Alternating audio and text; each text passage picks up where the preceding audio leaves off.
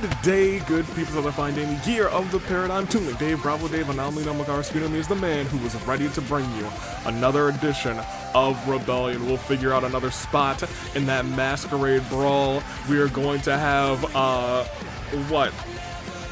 fancy little tag team match of a couple ladies who found each other backstage saying, you know what, I kind of like you. Let's see what we can make happen. Cassius, Bright, and Pi go one-on-one in our main event. Panette and Merrin team up for the first time, and it feels weird to say this, team up for the first time in months. Against Amon and one night only on Rebellion before the end of the year, Clover. 2-on-2. But that is all based on, you know, what's going on later. We'll also have Clover. Nope, I'm sorry, Charlotte. Wrong C name. Calling out March 7th. And to kick off our show, we are having a little, last week, Tartaros beat Gunther, and Tartaros went to have that fight, and there was a stipulation saying, hey, if Tartaros can beat Gunther somehow, then Lita, sure, you can fight Gunther. So an 8-year-old is about to try and fight the Ring General, which sounds like a terrible mistake. But we have to allow it. So without further ado, we might want to get that thing started. But before we do that, United Will Championship, that poll closes tonight at 9 p.m., so in like 4 hours time. So get your votes in while you still can. There's a chance that we could see a swing go to someone else for second, but you know, we'll see how it is. So you can enter your votes, edit your votes, do whatever you gotta do. OC Revolution. Make sure to enter your OCs there. We have a bunch of OCs already entered. Make your decisions. They're in the description, also probably in the pins as well. So get in there. Those are all good bits of news because we are about to have what is probably not going to be as good a bit as news. It is Lita, it is Gunther, and it's now. I don't want to call this match, dude. It is now as the stars go. Black. We're here, we're live. And this, I have to also keep it a buck with you, is an unsanctioned match. So whatever happens this match is not on the company. Lita has signed it, her father, Tartaros, has signed it reluctantly, I'm sure. But tonight, Lita is looking to prove all the naysayers wrong. She's not just an 8-year-old walking into this match. She's an 8-year-old who is prepared, who is trained for a moment like this. Let's see how it all plays out. Tonight, an 8-year-old fights a Ring General inside of the most dangerous structure here in the AWE, inside Hell in a Cell. I gotta say it 1,000,000%. I'm hoping Sandy, who's calling our action tonight, is prim and proper to call off this match if anything goes too far, and to just fast count and to get this thing over with. Ladies and gentlemen, Lita for the first time in the AWE, Tartaros' daughter, and we know Tartaros on his world tour, essentially, just fought this man last week. The Ring General, someone who I never want to get chopped, and imagine, I feel like a chop from the Ring General to an 8-year-old would eviscerate her. She would essentially turn into a puff of smoke and never be alive again, which is where I am at this point. But hey, fingers crossed that it does not end up that way. Tonight, it's Gunther. It's Lita one-on-one. We sure got here. Look, hey, I'm gonna try and be as unbiased as possible, because admittedly, I don't have any fear. I shouldn't have any fear in terms of running this business. This is an unsanctioned match. Nobody could convince Lita otherwise, and we did say we would allow it. That being said, as a human being watching an 8-year-old human being go in there with a Gunther who probably might have a vendetta after Q-Taro's attacks recently. Q-Taro was also banned from the building tonight. One-on-one against an angry Gunther. Lita, the best of luck to you. And it looks like we're in. Sammy calling this, oh my gosh, immediate chop. And we talked about that chop, that dangerous chop, and again and again and again, but Lita with a block survives and fires back against the ring general bulldog. Okay. Okay, Lita. Got the schmooze, but a kick to the head from Gunther. A clothesline already taken down Lita. Into the corner. Oh, not in the corner. Sammy got in the way. May have saved Lita in that regard.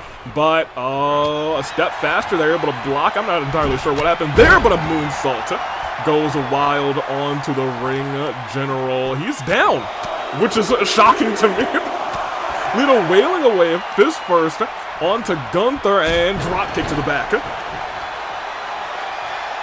I'll keep it a buck with you. If you would ask me if Lita would even get Gunther down, I would have been, you know, a little bit shocked to believe it. Quick pinfall by Gunther. Heavy mans. It could be a 3 already, but no, it's not even 1. Maybe we shouldn't be underestimating Lita. A knee right to the face, though. That is the thing, though. Lita is an 8-year-old. One move from Gunther is going to hurt you bad, whereas, like, somebody who's been, you know, doing this for years outside of the ring, not where you want to be. Lita, I'm going to keep it a buck with you. The last thing you want to do is get outside the ring with the ring general as we talk about Iizuka, who just recently got let out, earlier this week got let out of medical after facing off with Gunther. We saw, and we have to talk about this as well, even if Lita does, like, incredible for 98% of this match, all it takes is one move from Gunther, and you could be down. Oh my gosh, back, smaller back into the LED post. More notably, oh, hold on, no, Gunther stunned, and Lita actually using the environment to her advantage, which is a brilliant decision. I think, honestly, the longer this stays outside of the ring, the more it might benefit the young competitor. The more it might benefit Tartarosa's daughter. Uppercut. Gunther backed up against those stairs, but now firing back with a couple clubbing blows and an uppercut. I feel like every move that happens to her, I just wince. I wince a little bit more, and that's what you have to avoid. He's got one in the chamber, and he could be getting ready to hit a power bomb. And now he's just wailing relentlessly back of the neck. Again and again to Lita, who's trying to put up a fight, but may be going on a trip up in the skies and powerbomb. Sammy count to 3, just count fast. 1, 2, 3. Sammy, if I were you, I would have counted faster. I would have counted faster, my guy. Knee strike again to the face of Lita. And now we're starting to see the last thing we wanted to see in this matchup. Hold on, a headlock driver. Haven't seen anyone break out one of those, as stood right back up. He just got the ring general on the shoulders, not at all though, and then stop. You can see it was like him, like you know, if you swing your hand, it's like going through air. It was like boom and then boom. You could see and feel the impact on that move. Popped up, flapjack, beautiful transition, counter essentially at a running Gunther by Lita, lifting him all the way up to the top. What does she have planned here? Whatever she had planned, it was reversed by the ring general, and ring general, I think, was going for that sleeper hold, but a reversal of spear out of nowhere. Just like a daddy spear out of nowhere, 1, 2. And here's the thing, Gunther did not have resiliency. He did not have the luxury of burning resilience there, and he did just take I wouldn't say a massive finisher. He was speared by an 8-year-old. Rolls out of the way, Gunther is now going a little wild. I can say in the few times I've spoken with Lita said, I'm so ready for this match. Oh, hold on. Gunther even using the ropes to try and finish off the kid faster. 1, 2, and still no resiliency burn. I was going to say Lita earlier through this past week has essentially said, I'm going to be fine in this match. If I lose, I lose. If I win, even better. As long as things stay inside of the cage. Lita was very adamant about that. In the past few days when accepting this stipulation against Gunther. And I'll keep it a buck with you, it's probably for the best. I think in a straight 1v1 match, it would be a little worse for wear for Lita. She's been able to really use the environment to her advantage. Use the steel cage. Has not used any weapons, which is mysterious enough. But hold on, 1, 2. Not resiliency, not yet. I'll keep it a buck with you. She's got a signature. If she uses it, not the case. And now Gunther's got one instead, tosses Lita outside of the ring. Stepping on down and lifting Lita right back up. What is the ring general got planned? Something sickening? No, just toss her back in. You know what? That's my boy. That's my guy, Gunther. Stomp on the back. But we know this position, I was wrong. I thought he was going for a sleeper.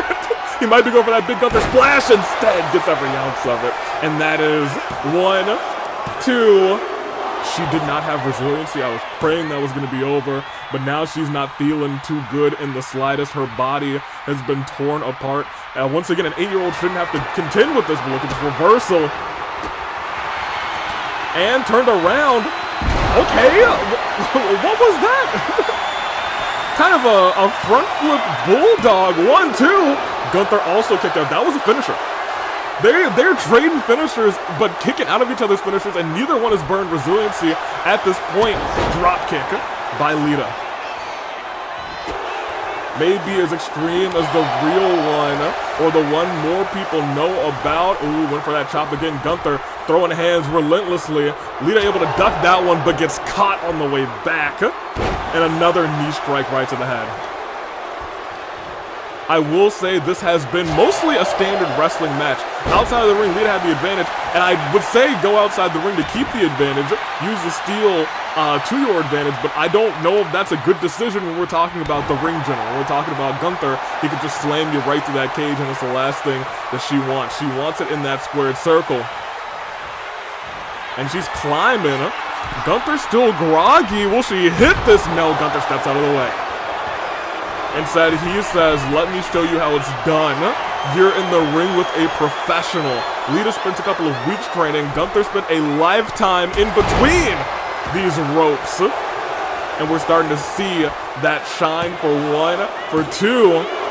Still not resiliency, though. If there's anything we're learning today, this is Tartaros's daughter. This is a second-generation superstar, saying Tartaros is a superstar in his own right. Oh, no! Face and body first. Into the mat. My gosh. And the sleeper holds locked indeed. Gunther has 2 finishers. This is a disaster situation. That's 2 injuries on Lita, goodness gracious. But able to claw her way out. Lita somehow surviving. I think may have burned resiliency at this point. Still looks like it's really bad news bears at this point. TBH goes over, goes under. Big, I guess kind of a flying crossbody. Stomps. A kick to the guts of Gunther. Lita going up to the top rope. What do we have here? Ooh, big splash, not a frog splash. No extension or pullback, but Gunther stands right back up and boom! Missing out as Gunther now wailing away with big chops over and over again. And is tossed outside of the ring. Lifted right back up again.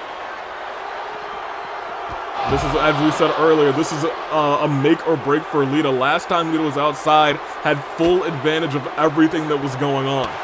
Lita luckily has a signature, still might be able to use it, trying to walk away from Gunther. Gunther kind of like, his indomitable aura, oh no. Lita said this earlier, I talked about this earlier, Lita said we need to keep this outside of the ring. This has to say outside of the ring. I'm sorry, inside of the cage. Outside of the ring, it's fine, but outside of the cage, there's 3 separations. Outside the ring, fine. Inside the ring, fine. Outside the cage, that's where Lita feels very uncomfortable about the situation. Has seen her father be in matches like this, has seen her father face injuries. And right now, she's feeling worse for wear as well as, Lord have mercy. We gotta focus. We gotta like not have this happen, dude. This is okay. Lita actually facing her fears, climbing up the nope, never mind. Actually climbing down the cage. I think the audience was chanting, "Please don't die," and made her reconsider. Lita crawling up the cage again, trying to face her fear, and then coming. Lita really is not vibing with this. Lita does not want to come down. So Gunther coming down saying, Alright. I'll come and get you. Or maybe... with Sammy. Nope, coming back down. This is not going to the top. Absolutely not going to the top. Makes sense, uppercut. To Lita. Lita fires back. And now has the ring general sent to the side. Looked like she was going back into the ring, but instead crawling halfway again. Sammy just kind of waiting there. Unsure of, oh my gosh, Lita going all the way to the top. Facing her fears after being very indecisive about wanting to go up there with saying, no, I do not want to be here. Yes, maybe I should do this. No, I don't want to do this. Yes, maybe I should do this over and over again, but was taking a second to celebrate, and that may have been a terrible decision. Powerbombed onto the steel. All right, Lita, we are hoping for your well-being at this point. Big chop over and over again. Whipped back and a shot to the head as well, and a kick to the chest. And these combinations are what would truly ends up being truly and sincerely terrifying in a situation like this. Gunther pointing down, saying, "This is the competition that you guys put up against me." Gunther, who's built up most of his stamina back. Oh my gosh. Whew. For a second there, it looked like Gunther was trying to throw Lita right off of the cell and a big boot. Lita, you gotta get a reversal, and you gotta get a reversal, and again, big chop by Big Daddy Gunther. And oh no. Another one, her head on the steel beam. Already injured, and Gunther just screaming to the outside. Y'all just don't go through the cell, and y'all just both climb down. Sammy, you might have to call. Oh man, that's positioned to, nope, not through the cell. Not through the cell. I'm gonna keep it a buck with you. I'm low-key glad it wasn't. I'm not sure if Lita even knows where she is right now. That's 3 big Gunther powerbomb. Lita able to stop herself from going off of that cell. Jeez Louise. And another kick. Gunther going for another powerbomb. It seems like no. No.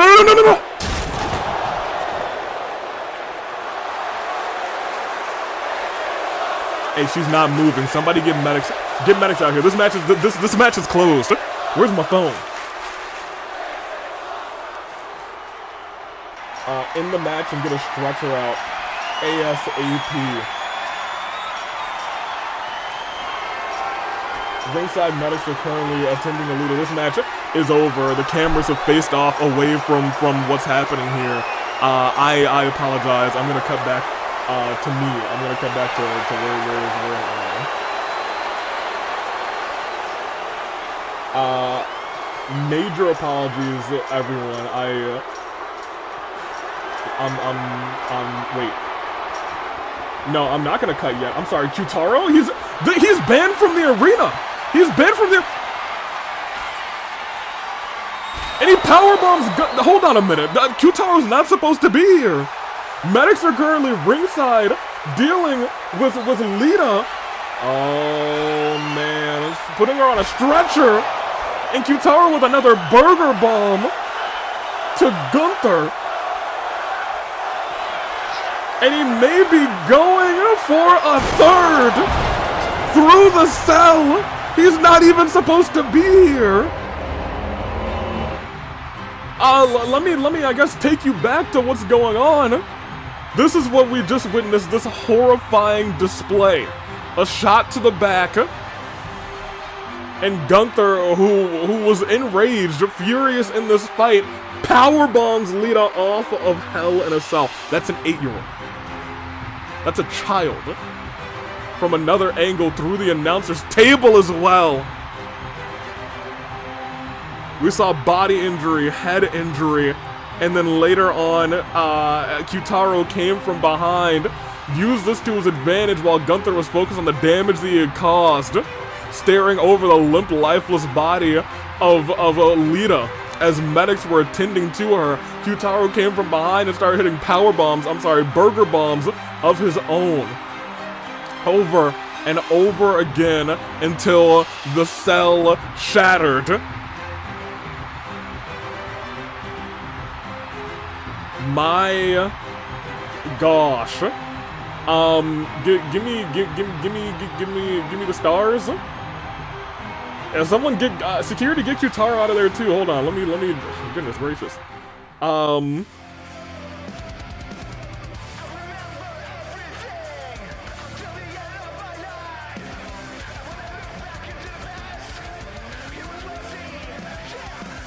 Yeah, please escort Q-Taro out of the building.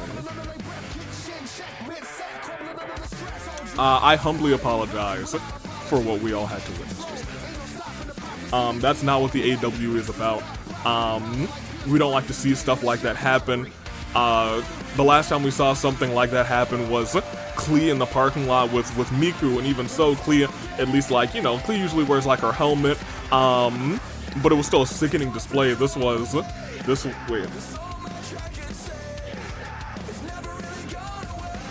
We're stretch spin. Do you want us to handle Akechi and Zuko or Q-Taro? What's going on with Akechi and Zuko?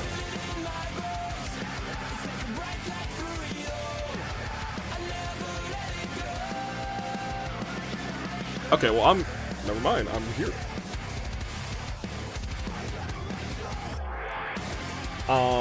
Never mind, we have a feed.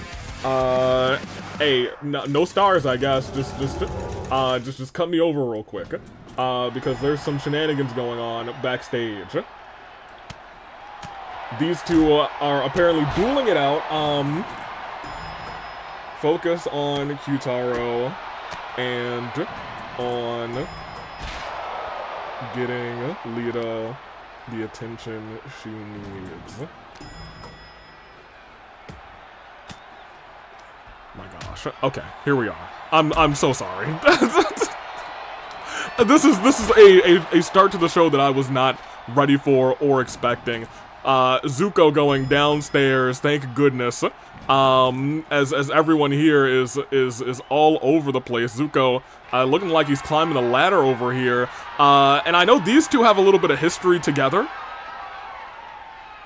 Akechi following suit as these two are doing a little bit of a little bit of back and forth. You know, that's what I was hoping for. I was hoping that these two would just be, you know, dummies for a second. Climbing back up, going up the ladder, down the ladder. They're playing a little tag, y'all. They're playing a little tag. Anywho, I was gonna say that these two have. Oh my gosh, Zuko tried to maim him low key, as he is now going up the elevator. They're playing a little keep away at this point. Goes back down.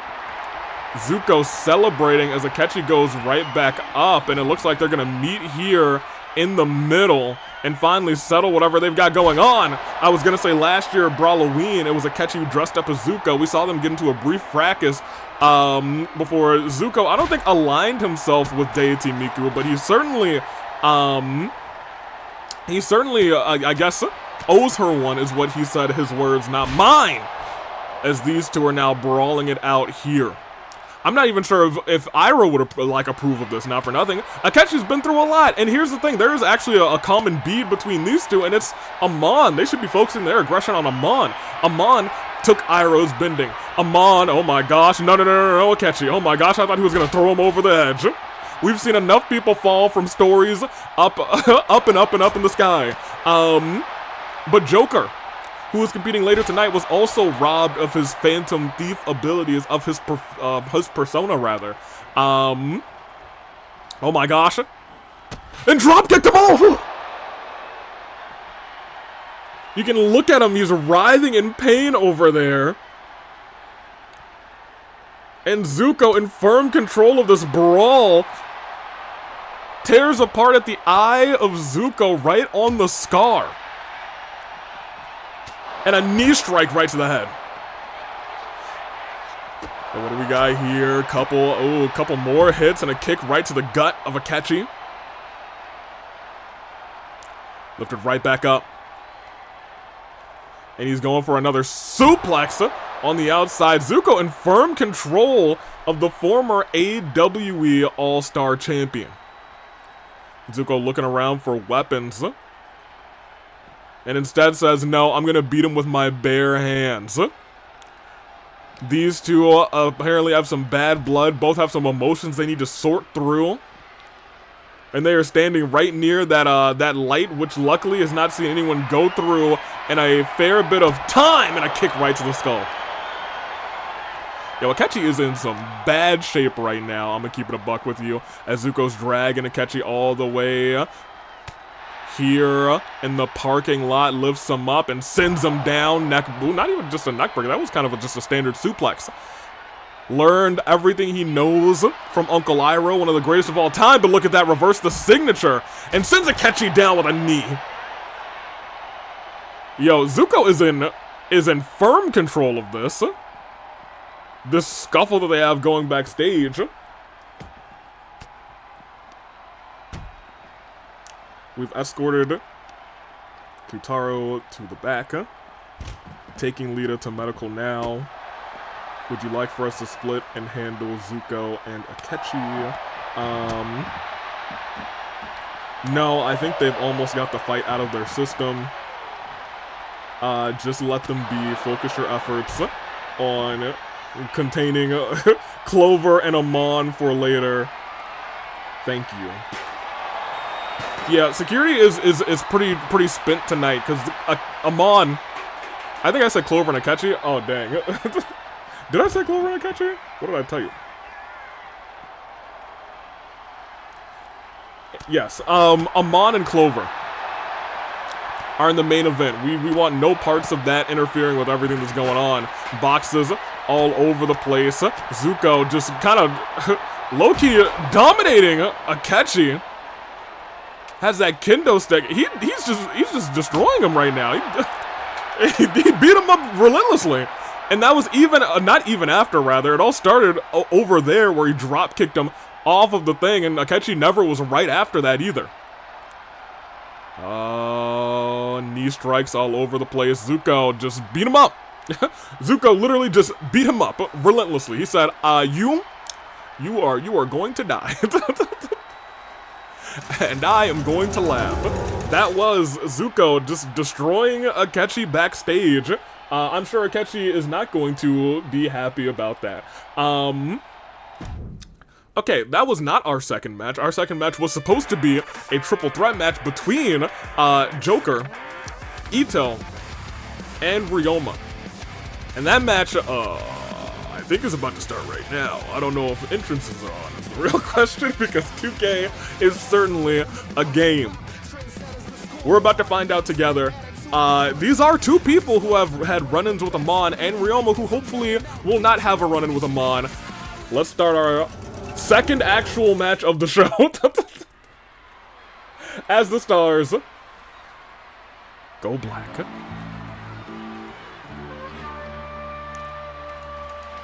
And it is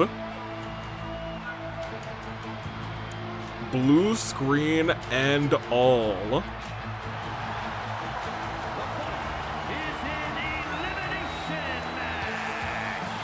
The blue Oni. A man who had his vision stolen from him. Not his actual vision. He can still see. I hope. As I take a swig of apple cider to cider season. Not sponsored, but get yourself some cider.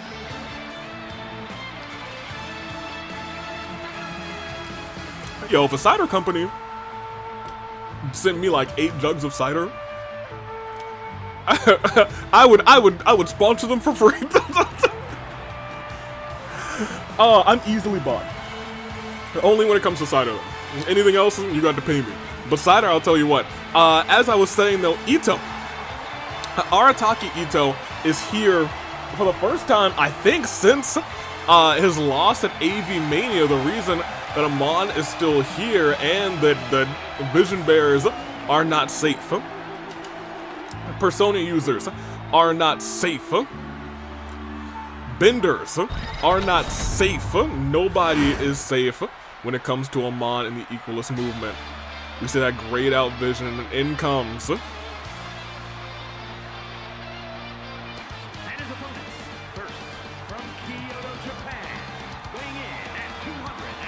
Joker, or Joker, because he's had his persona taken from him as well. Made an example of. The same thing was going to happen too. You, don't forget. You, it felt like, was the #1, like, candidate. It looked like Amon was going to do it, and Yosuke said, no, I'll handle him. You still out, still recovering in the hospital. Concussion, and I think actual crackage of the skull, fracture of the skull. He's gonna be in the hospital for a bit, for a fair bit. But I do hear that he's, after surgeries, he is recovering. So that is good news for everyone who loves you. When we see him back, definitely not before Brawloween. That is a lost cause. I'm gonna keep it a buck with you there. If he somehow returns before Brawloween, it's gonna have to be unsanctioned. But Mans is not in the best shape, but he's recovering, he's stable, he's communicative, at least from what I've heard. I've not been able to visit him myself. I've called him on the phone though, wished him the best. He said, I will be back. And I'm sure those words are probably striking fear into the heart, the blackened heart of Yosuke. Ryoma, also back. Ryoma, I was gonna say, recently has had some all-star performances, could win the all-star championship for the first time at Brawloween. He's got to get through Joker, and he's got to get through Ito tonight. Ito, who's the very first all-star champion. Ito, who can never challenge for the all-star championship again. But I'm gonna keep it a buck with you. After he lost his vision, I think we kind of just, we kind of said, maybe not so much. Thank goodness our cameraman is down. You hate to see it. As we were saying before, though, Ito apparently not supposed to be able to, not apparently, he's not supposed to be able to challenge for that All-Star Championship again. Can we even call who we have here right now? Ito is the real question. Without his vision. This is, he said, I am the blue Oni, I'm not Ito. Maybe there's just, have you thought that Ito's actually perfectly fine? And he's using this blue Ito facade. I don't want to call it a facade, because it might not be a facade. Maybe he's using this to get himself another shot at the All-Star Championship.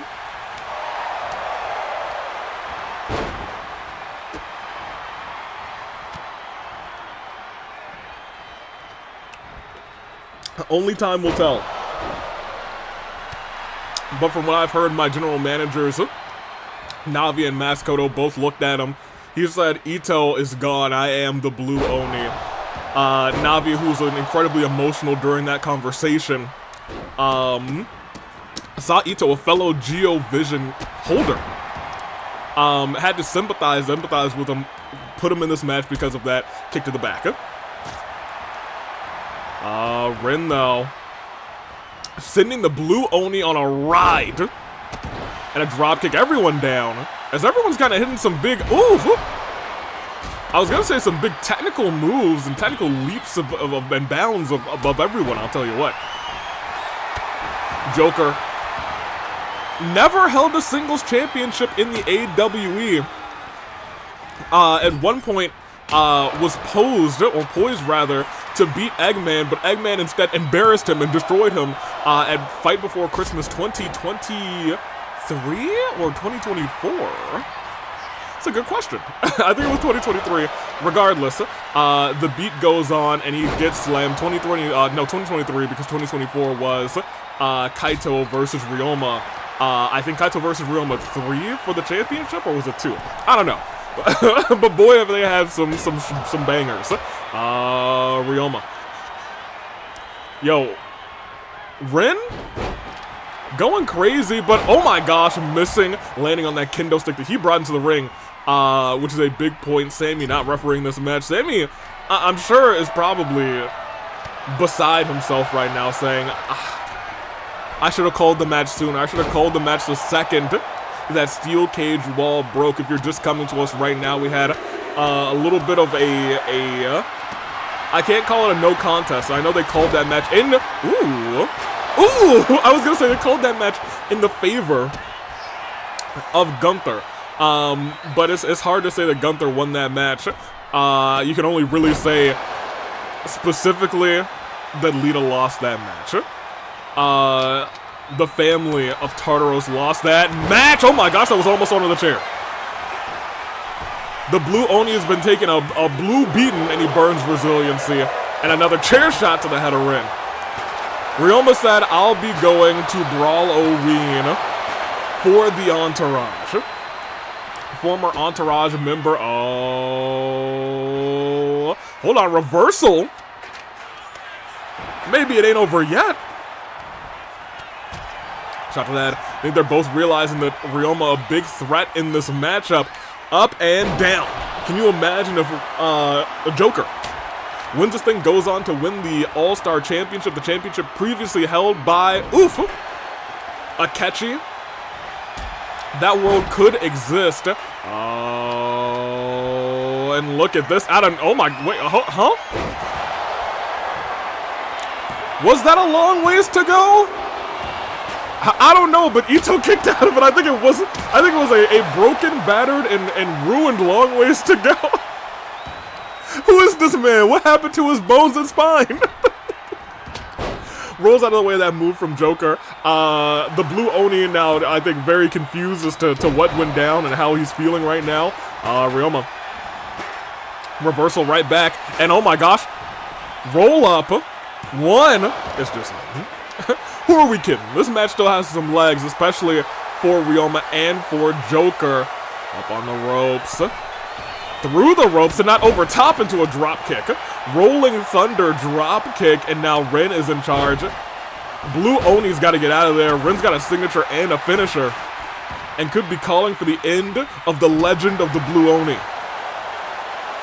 Lifting right back up. I also want to point out it's actually the Blue Oni who's got a signature as well. Steel chair in the hands of Ryoma. He's a dangerous man with steel in his hands. Rin ducked out of the way of it, but didn't duck out of the way of that move theft onto the chair. 1, 2. Yo, Rin stealing Cilia del Sol, and then it's a moonsault afterwards. But from behind, Blue Oni looks to try and get resiliency on Joker. That ain't gonna work. 1, 2. Well, he got 2, so maybe I shouldn't say it ain't gonna work. Turn around. Ryoma could be the first person out if he's not careful. Face busted into the chair. Blue Oni rolls out of the ring. Wise decision. Ryoma is faced to contend with Joker. As we see a stomp, no, a knee strike right to the wrist, and a Hurricane Rana.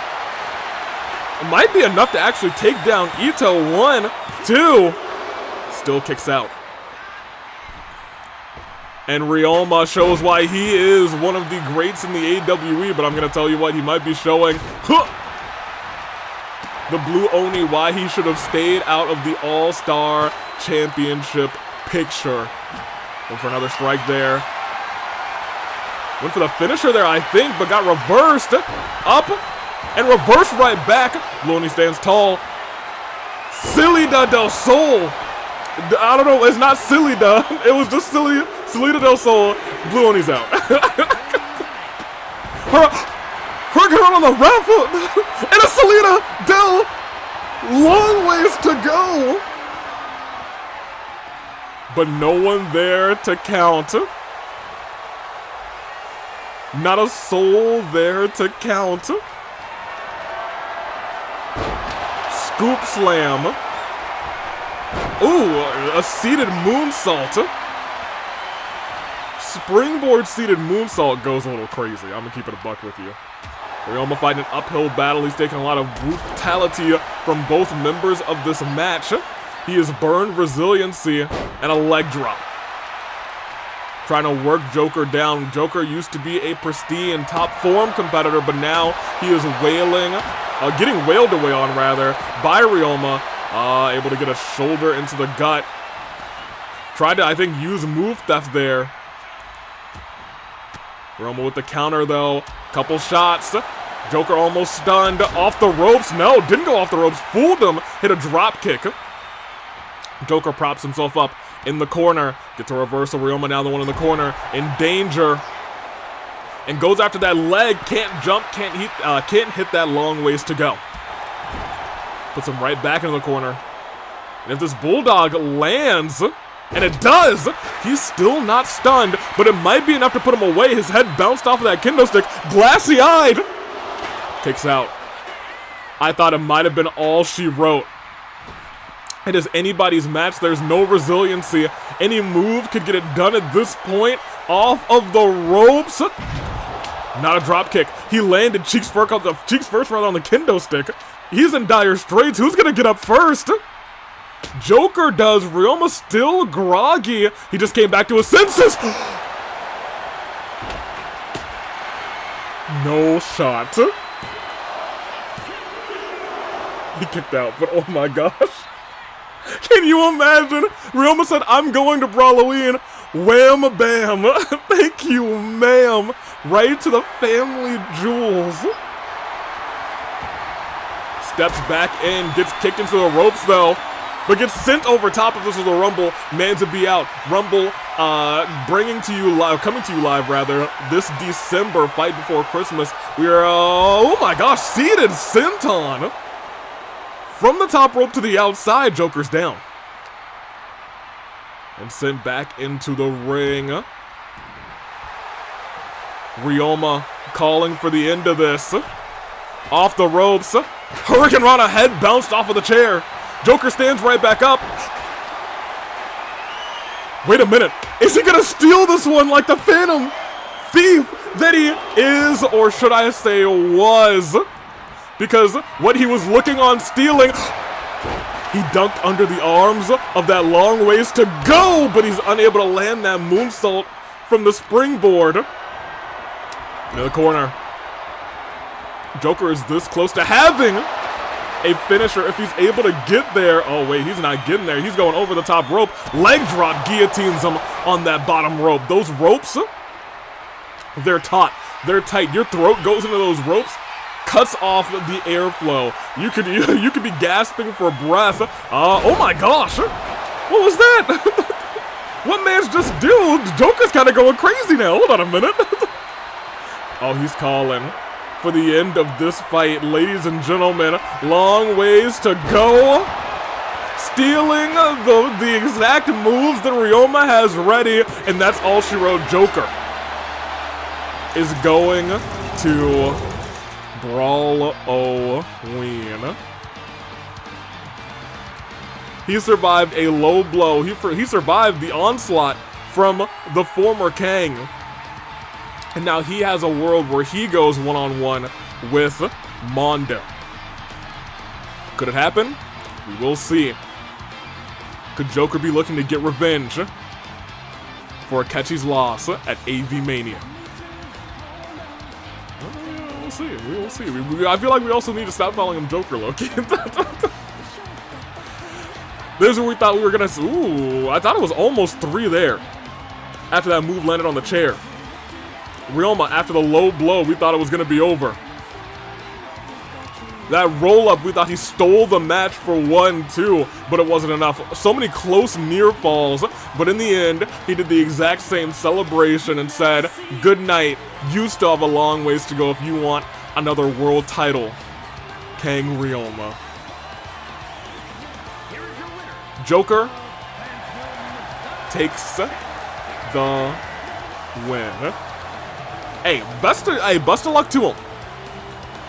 He's got to contend with Cassius Bright. First of all, Cassius Bright, who was competing later on tonight. The big name there is that he also has some history with not Akechi specifically, but you know he's buddies with Uncle Iroh. You know what I'm saying? You know what I'm talking about. Anywho, give me the stars real quick. As we go on. It is our semi main event. We got ourselves a 2v2 match.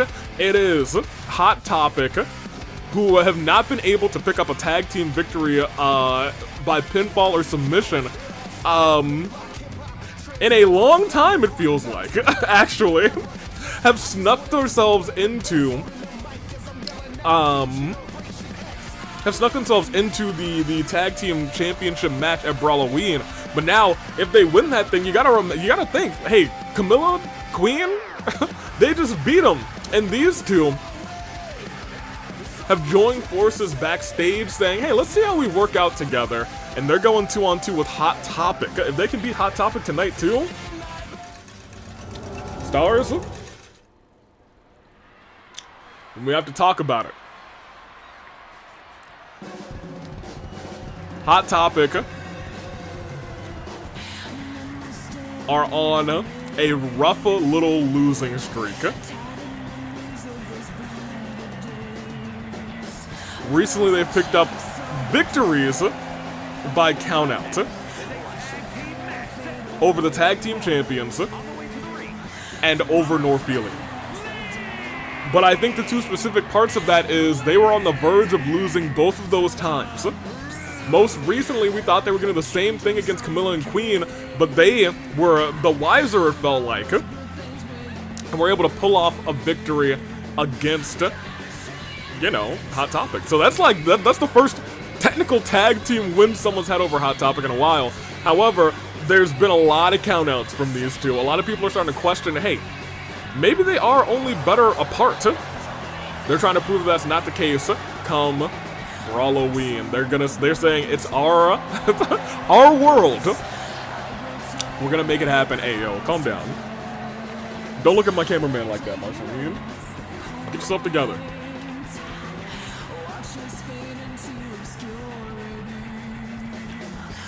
Win and Marcy. Hot Topic rather, facing off against a couple of... Well, this is not your music. Ma'am, this is not your song. But I digress, I suppose. You know, that may be a 2K thing. Maybe they refresh the that music pack, but I digress. Francisca Von Karma is coming out first. Backstage, she was like, huh. So you're a user of the whip too. First of all, wrong song. Definitely not a real American either. But I digress. Von Karma is here and she's teaming up with Scherazard. Backstage, they were like, they bonded over the whip. Granted, I wouldn't say that they bonded over the how they use the whip, but they both admitted, hey, if there's a foolish fool in our presence, they might as well take the whip. At least Scherazard's music's still fine. And speaking of Scherazard, we already know. She liked the whip. Couple whip sisters here tonight. They're looking to whip it real good. It's one-on-one. No, it's not. It is 1-and-1 making 2 to 2-on-2. It is a tag team matchup.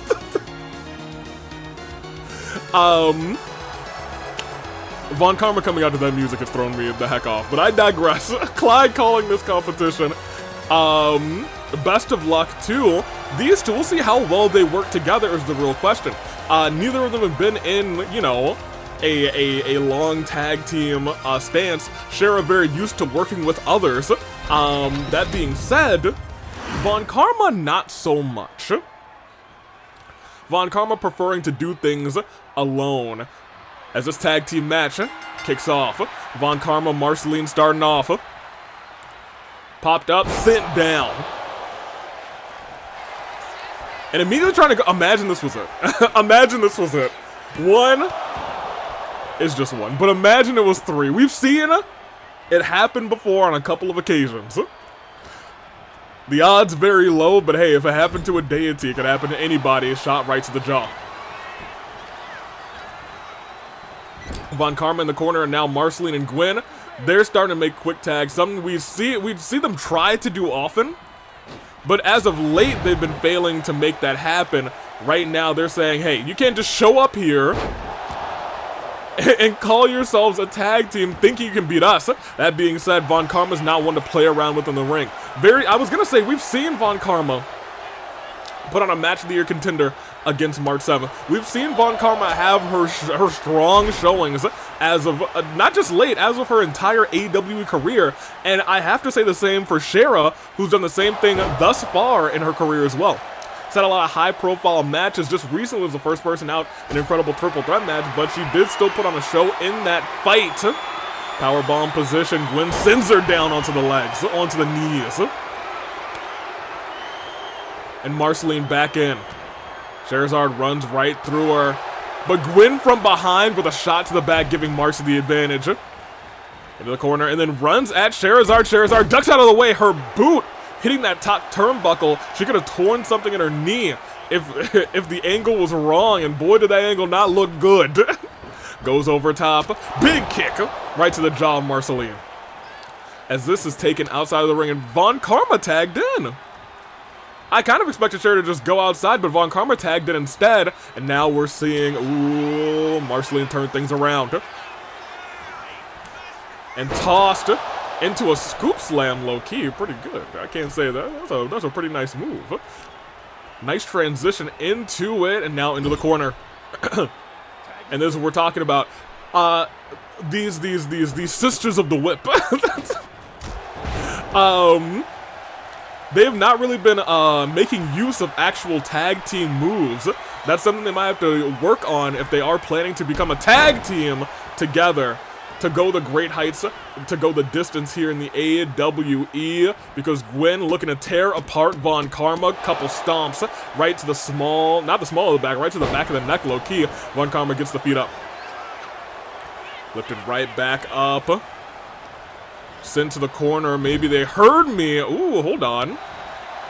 May have worked out in her favor just for a moment. Has the arm. Oh my gosh. Hit the under part of the arm upward.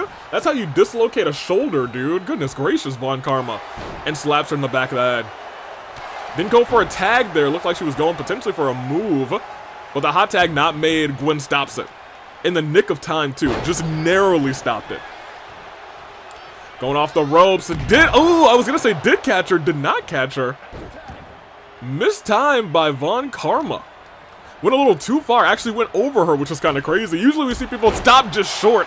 And Marcy looking to take advantage of what just happened. One. But it's still just one. Von Karma kicks out. Marcy completely fresh. Hot Topic, this is the best they've looked in any of their tag team matches. Can you imagine them losing to a team that had just decided to come together backstage for the first time? Oh my gosh. Clotheslined her, but Marcy's still standing. Von Karma hurting in the corner again. Could we be seeing another tag team move? No, Von Karma gets the elbow up, and a kick sends Marcy down. Marcy stands right back up though. Okay, hold on, catches the kick, but she gets kicked in the arm, trying to weaken that instant Karma finisher. Franny trying to drag her to the ropes. Marceline able to get out of there. And is now trying to return the favor, but instead it's Von Karma who sends a couple of shots to the gut. And a big super kick. Oh my gosh. Jaw rattling for one, for two. And that's not a kick out, and Gwen was there to break it up. Von Karma lifting her back up, likely thinking about instant Karma. No, just for a scoop slam.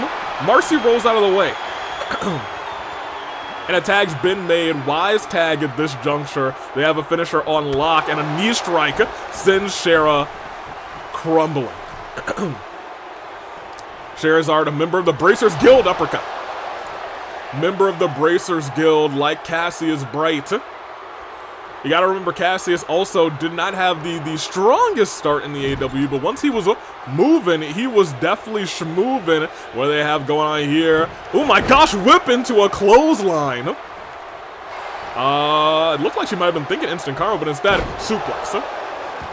Marcy realizing I can't let these two get on the same page. Into the corner. Marceline has no signature, no finisher. A tag's been made, though, as they're sending Von Karma up and all the way down.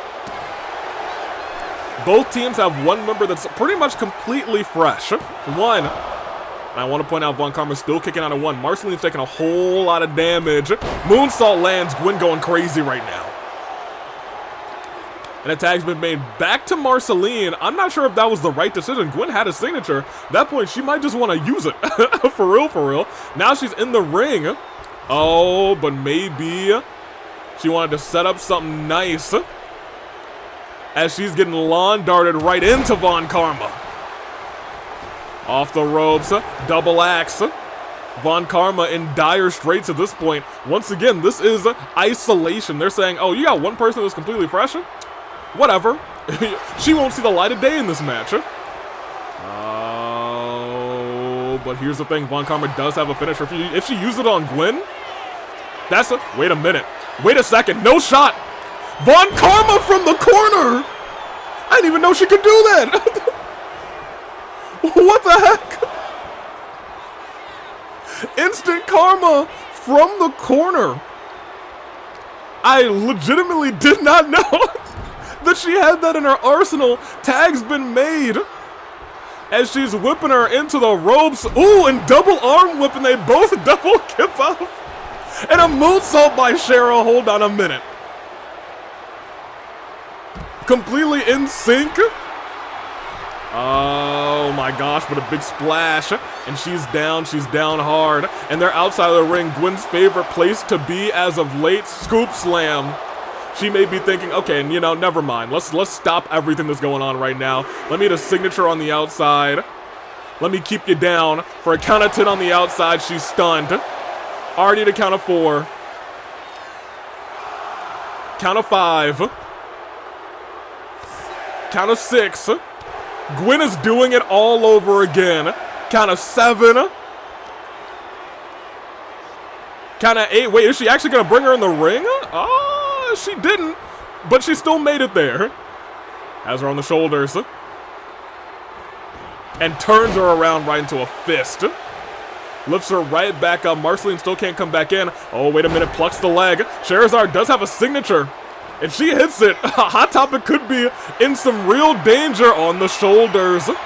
Shera dropping her on the knee. And a tag's made to a Von Karma who's not fresh, but is getting herself back together. They're saving that finisher apparently for a rainy day. Keep in mind, Gwen does still have a finisher ready. She has that G360. Oh, into the corner. They're going for a tag. They are. Clothesline, and then whips her into a super kick. Yo, when they said they used the whip, they meant it seriously. Every single one of their tag team moves has been all about the whip, but don't... Okay, she raged up. I was gonna say, don't count Gwen out. She's got a kick out of 1. That means she's still got a whole lot left in the tank. Reversal. Kick to the side. And it looks like, is she going to make the tag or is she going to go running at Shera is the real question. Makes the tag. Wise decision. That is a very wise decision. Hurricane Rana. Marcy's down. You got to remember, Marcy also took a beat down earlier on in this matchup. Big chop has her scooped up. Oh my gosh, I thought it was going to be scooped down, but instead dropped onto the knee. As we're about to enter the 1 hour, or I think we probably have entered the 1 hour mark based on the intro too, of this show. Sent flying. Shera's got a finisher, Von Karma's got a signature, and they're both feeling a little bit better about what's going on. She was going for that big boot again. Ducked underneath that. Marcy's been able to save herself, sends her into the corner, makes that tag. Wise tag as well. Gwen still, I wouldn't say the fresher opponent anymore. But you know what? She does have a finisher, and if she's able to use it, that turns his entire match around, twisting into that move. Goes for the pinfall. Shera might honestly have to come. No, she won't. Kick out. I was going to say, Von Karma feeling a little better. She would feel a little froggy before, but she's gotten herself back together in this fight. Oh, no. Oh, but a reversal by Gwen, able to stay on her feet. Not often do we see something like that. Missed the boot and then came back around the second time. And a couple extra shots right to the gut and a punch right to the face. Gwen, a little bit of a brawler in her own right. And the audience appreciating it. If she's not making the tag, she's going high. For a double stomp, but she lands and nobody's home. Lifted up, but Gwen reverse DDT. Von Karma tried to make that tag. Gwen not letting it happen, saying, "You're the weak link right now," as she is planting her face down into the mat. She's got 2 finishers ready, and it looks like she's getting ready to hit the first of them. She's stunned. There's nothing she can do. G360. Pinfall. Shera comes in immediately, breaks it up, no resiliency's burned. Hot Topic, as we said earlier, is now finally looking like a coherent tag team. And it looks like they may be hitting that, tag team finisher reversed, actually. I was gonna say, hey, they might be using that tag team finisher, but it did get reversed. Whipped back into the corner. Gwen gets turned around. Sister Abigail-esque drops her on her skull. Into the pinfall. Goodness gracious. Judge, jury, and executioner with that move. Up again, looking for instant karma. She has no resiliency. I don't know how she got up. I don't know how she got her shoulder up. After those 2 big moves, I don't know how she got her shoulder up. But from behind, Marceline with a slap right to the face. Von Karma clearly not happy about that in the slightest, but she said, hey, I'm going to focus on your tag team partner. I'm going to make you lose. And that's going to hurt more than any slap would. But unable to, unable to stop that tag. She's trying to crawl for the hot tag. Marceline, let it happen. Scherazard in the match. And it's some chops of her own saying, you just tagged my partner. Tagged her with a slap to the face. That's not going to work for me. Marcy rolls out of the ring, but Shera climbs to the top rope from the skies, calls her up. Turns around. Ooh, was going for a DDT. Marcy stepped out of the way, saying, stay down there. You almost got counted out last time. Get counted out again, but already up at 2. Oh, punching up. Francisca Von Karma stunned onto the ropes. And now turns her around. Ha! Nasty suplex, trying to sneak resiliency off of Scherazard for 1 for 2. Does not get it, gets the shoulder up at 2.5. These 2 teams, they're starting to put on a little bit of a show. Steps out of the way, turns her around. Reverses a signature and sends her down. Marceline, she's woken up in this fight, and she's calling for Scherazard to get up. I don't know if Francisca Von Karma's back up yet, but we've seen this Vampires Bite put away superstars in singles action, in tag team action, and tonight it's broken up by Francisca Von Karma. Hot Topic with the advantage. Marceline still with the finisher, and I'd like to point out big props to this because Shera does not have resiliency built up, at least not right now, but the tag's been made and tags are now fresh. But you know who's not completely fresh? It's Gwen. Oh, and she's actually staring at Shera there for a second, saying, hey, maybe I can get you. Not the case. Into the ropes. Von Karma is getting rocked by Gwen. No, catches the arm. Went for a big back elbow, it looked like there, but Gwen able to step out of the way. Back elbow by Gwen also misses. It looked like it was going to actually be a backhand, not a back elbow. Stood right back up. Von Karma sending her into the corner, actually. And a tag's been made. Whipped into the ropes. Oh, they're cracking the whip. Oh my gosh, her throat. Her throat crushed onto the top. We talked about that earlier. I was going to say Sammy was in the... I'm sorry, Clyde was in the way. We talked about that earlier, how that top, these ropes are tight. You get your neck in those ropes, it's bad news. And it looks like they might be doing it again. They're trying to crush the throat of Gwen before Brawloween. Oh my gosh. 1, 2, resiliency burned. Oh my gosh. Oh, that actually hurt my throat looking at it. Imagine you're falling down onto it already, and then someone else brings your head down, essentially, in a facebuster style, throat first onto the top rope. That's devastating. I'm not even sure if Gwen can breathe right now is the real question. Able to sweep the leg. At the very least, she's surviving, walking gingerly over to Marceline, saying, you might have to finish this match. It might have to be all you. Blocks the fist. Sent into the corner. Tag's not made, though. I was gonna say Vampire's Bite could connect in a second as Scherazard goes neck first onto the ground. Ooh, boots scraping the nose of Scherazard. Lifted back up, Francisca Von Karma tried to hit a punch there. And again, oh my gosh, actually was not what I was expecting. And I want to point out, Marceline again has 2 finishers. But she's taken down by Cher with a nasty clothesline. At this point, you might want to think about making that tag as soon as possible. On the shoulders, Marceline onto the knee. And tag was made. Once again, smart decision. And actually, if you are them, you want to let that tag get made. You want Gwen in this match. Gwen, who right now is the weakest link. Having burned resiliency, both of them down though. And I'm gonna keep it a buck, you actually want to like fake out Marceline. And she might be doing that. What does she got going on here? Calls her up. But reverse the signature.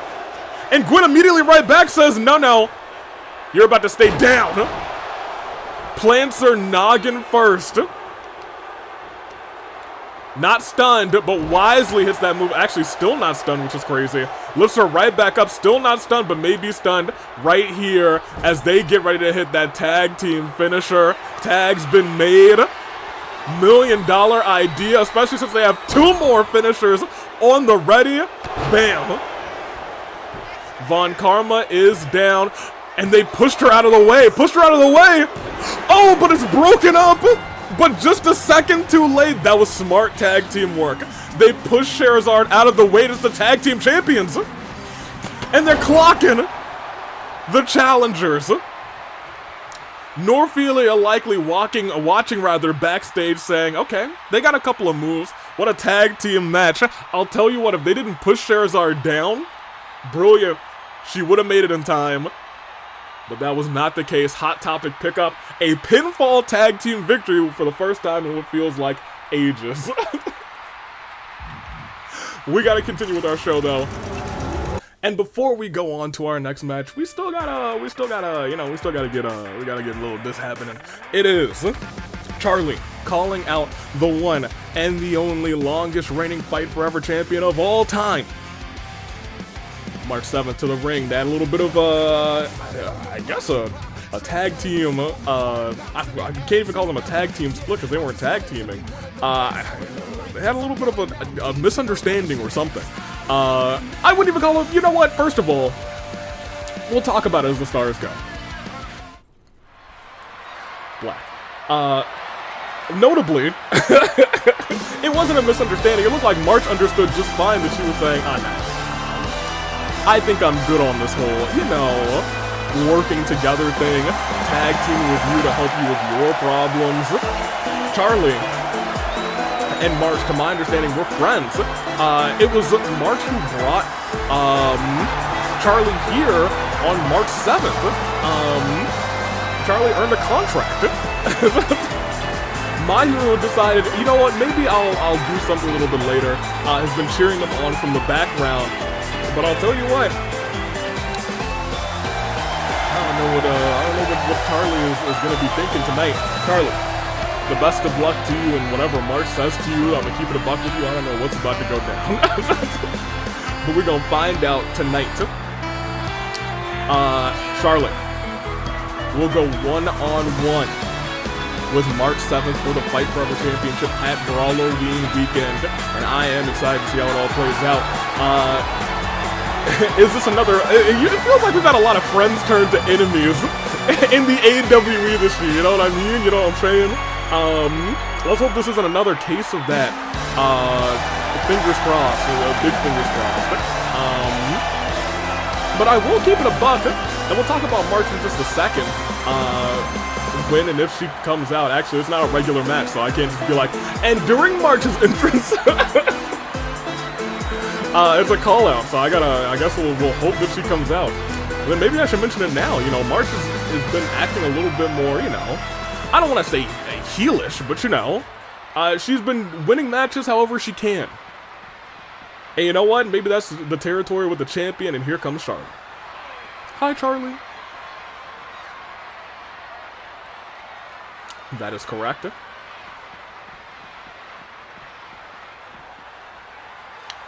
Also correct. Ooh.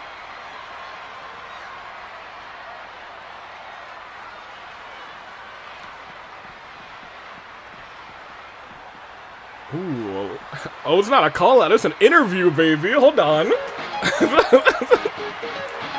March 7th immediately coming out as well. Fight Forever champion.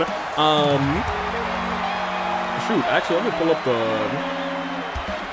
the title history. At this point in time, March 7th, longest reigning Fight Forever champion easily, but she surpassed 200 days now easily. This is her 219th day as champion, won in March 7th this year, and she is... I don't think anyone's beaten that, because I'm gonna be real, the next highest one is 28 days. March 7th has been on a tear, and here's March to the ring.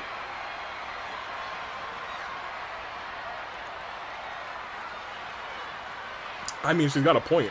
Why would she risk it? Well, she also has a point, because they are friends. I take it all back.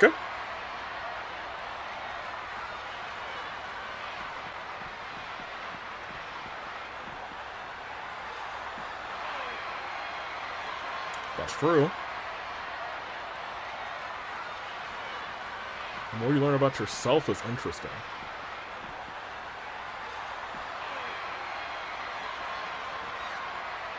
The lengths you'll go through to retain that championship and prove yourself.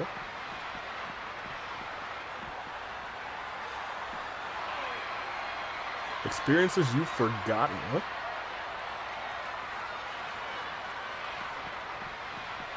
Interesting.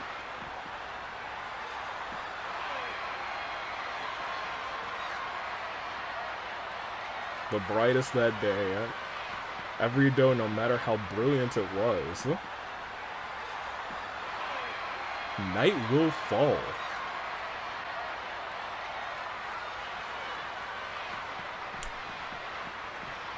Well, now I got more questions than I have answers.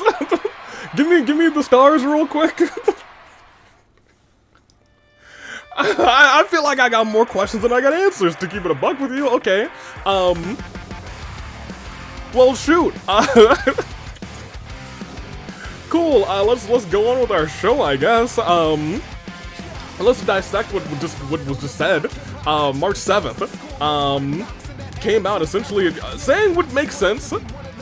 Hey, why would I risk my life and limb on tonight? When I have to get to Brawloween, I want to be 100% healthy to get my championship defended. And as we saw a couple of weeks ago, she is still banged up from what, AV Mania. She's still a little banged up, so why would she? She's got a major point there. Why would she do such a thing? Even in that championship contenders match, it took her to the limit. She's hurting, and she's hurting pretty bad. Why would she risk her life and limb, her body, just like 2 weeks before Brawloween? I'm gonna keep it a buck with you. I understand March's position. That being said, because we're friends, said Charlotte, I kind of understand that too. That being said, apparently at Brawloween, quote-unquote, night will fall. Unsure what that's all about, but we gotta go on with our show. As we go on, Pi has had I won't even say it's a feud. I'd say it's a one-sided hatred for Cassius Bright. Many people say he is maybe the brightest star, one of, if not the brightest star in the business. Pi says he's a sack of trash. I want to beat him up, whoop his butt before Brawloween, and just in case he goes one-on-one with Mondo. But as we say, as the stars go, Black. I was gonna say one-on-one, they meet for the first time tonight, but Pi is not alone. He's got a very impartial referee on his side.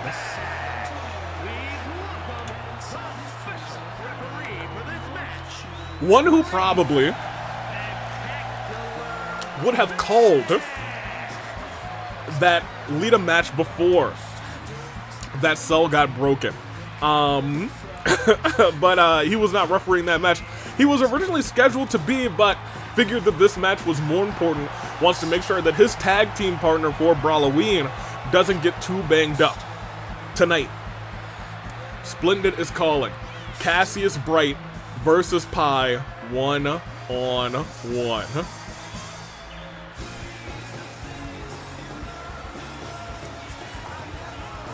Tonight is all about Pi trying to, I guess, just beat up Cassius Bright. Weaken him for Mondo, because I think at this point Pi knows that Cassius has a very, very, very good shot, one of the best shots to win this Masquerade Brawl. He's done it before. He could win 2 in a row, is all that I'm saying, you know what I mean? Will he do such? We'll find out very soon, very shortly, in just a couple weeks' time. Is Brawloween. And there is Splendid. He will be a man competing at Brawloween for the Tag Team Championships with this man. This man's opponent. This man's opponent tonight. This man is actually the one and only former AWE All-Star Champion, the longest reigning AWE All-Star Champion for the gentleman. Actually, just for either All-Star Champion, actually. Cassius Bright won it last year at Brawloween and held it all the way to Ticket to Paradise. Is he going to do the same thing again this Brawloween? I've talked to Cassius Bright backstage. He said October 25th, I'm going to do it all again. Everyone watching, waiting to see if that will happen. All eyes on Cassius Bright in that match earlier tonight. Joker earned his spot in that match. Last year was the year that Akechi came into that dressed as Ira to throw him off. We saw how that is played off right now. I'm sorry, dressed up as Zuko to throw Iro off. Zuko, who's in the AWE now, not too keen on that Akechi kid, and I can't blame him. That being said, will someone try and do the same thing to Cassius Bright? Will they try and dress him up as Estelle, who's been missing for a little while now? We know that's affected the psyche of Cassius Bright. He said so himself. He's fighting to take his mind off of his worries. And tonight, he's fighting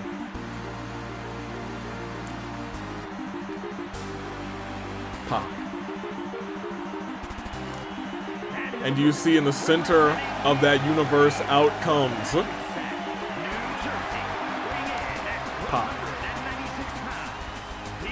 He is one half of the future AWE Tag Team Champions as he goes 2-on-2 with Team Wa for their titles this Brawloween.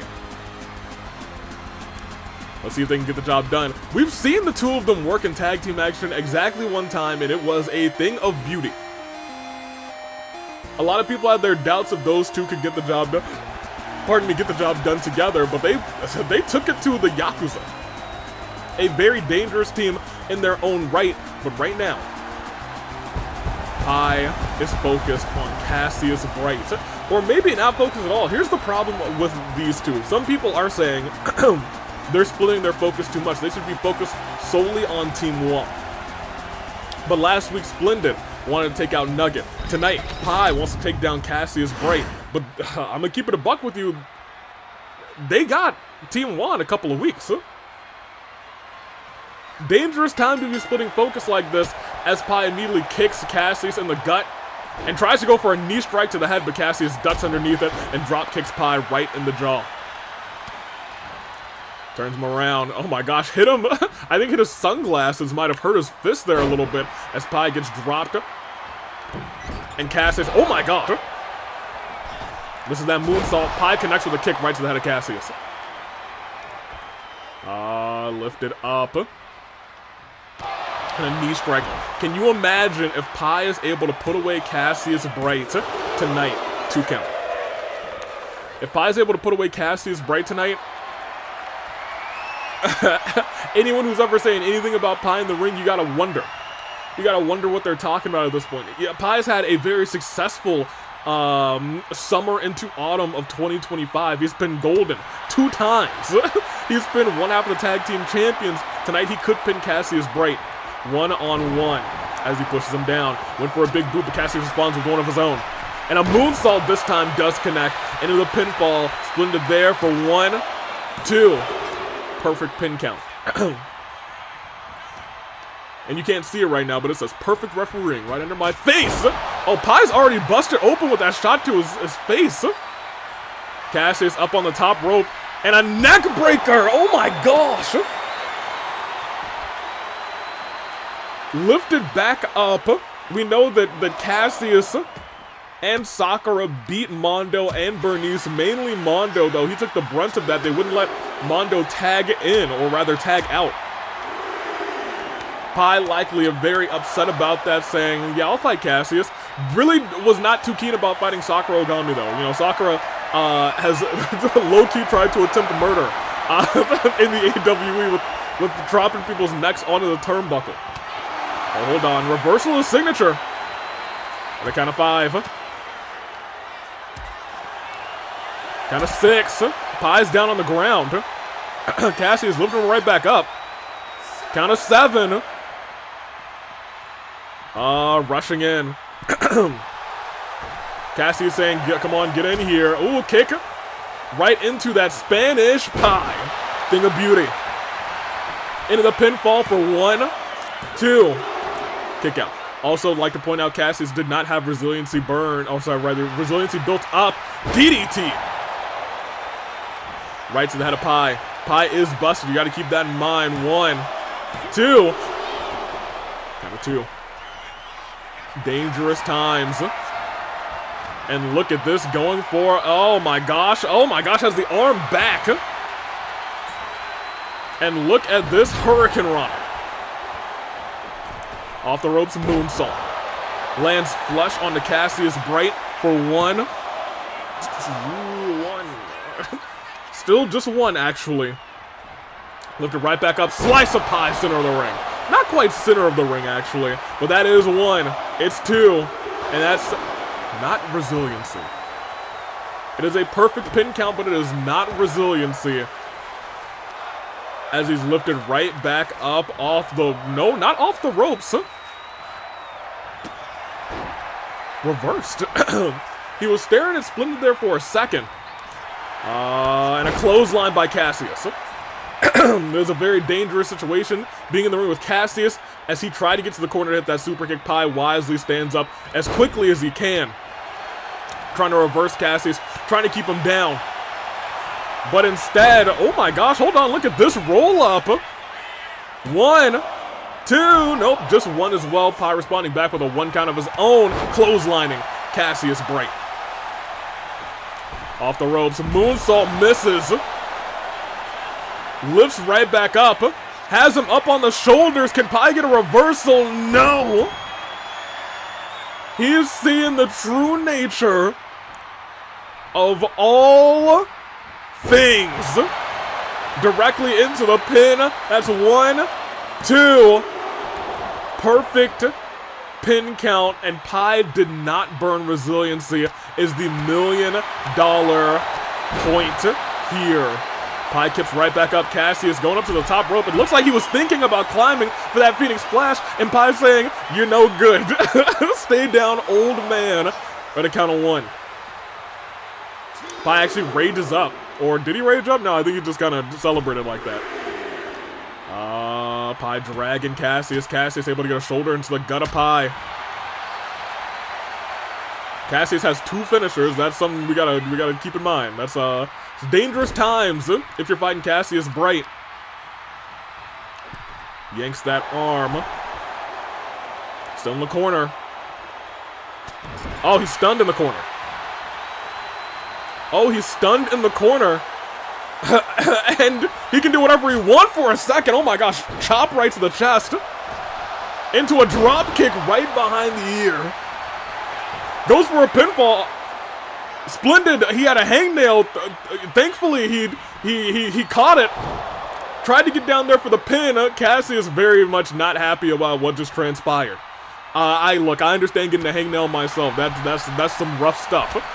Knee strike. He's going to the middle rope. Ooh, senton. Goes for a pinfall again this time. Splendid for 1, 2. Okay, it said slow count, but I'm gonna keep it a buck with you. It was right.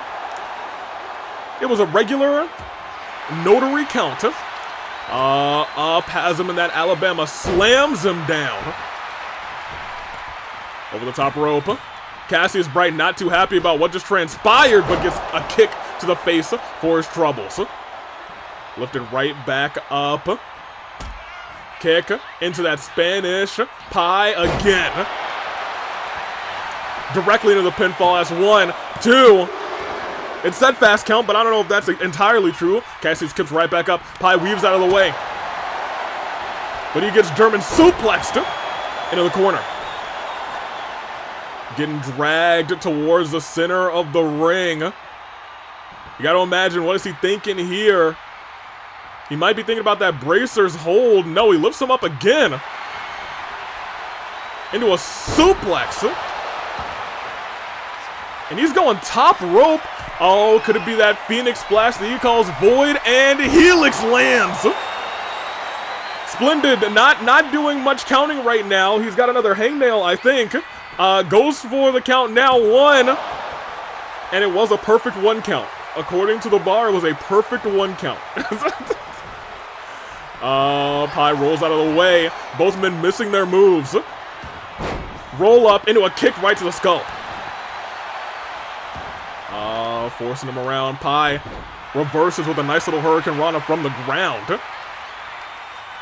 Lifted right back up again. A slice of Pie connects center of the ring. That is 1, 2. What? How he kicked out of that without resiliency is my $1 million question. Off the ropes, slice of Pie, connects a second time, but Pie's so exhausted.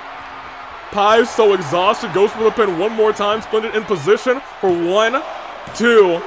Resiliency burned, perfect pin count. You love to see it. Whoa, not DDT. Caught himself and then catches the leg, you don't think. In that bracer's hold, he has to check for it. Yanks it back. Pie burns resiliency as well. It is admittedly anybody's match. Oh, not into the ropes. Tossed into the corner. Stomping Pie in the corner. Again with another stomp. We saw this earlier from another competitor. Guillotined onto that rope. His throat. Maybe crushed into a splash. Into the pinfall. That's 1, 2. Called rope break. Okay, I'm not entirely sure that was a rope break, but you know. Oh, has him on the shoulders.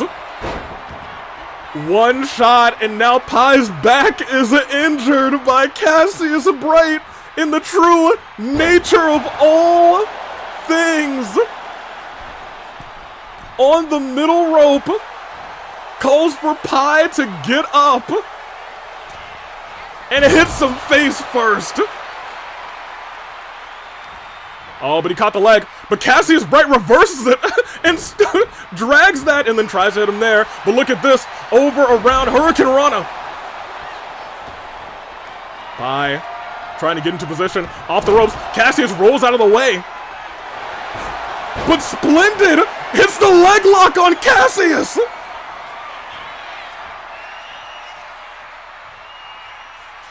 Cassius still not giving up though. Doesn't tap out to the referee. And goes for a pinfall. 1, 2, 3. Pie beats Cassius Bright.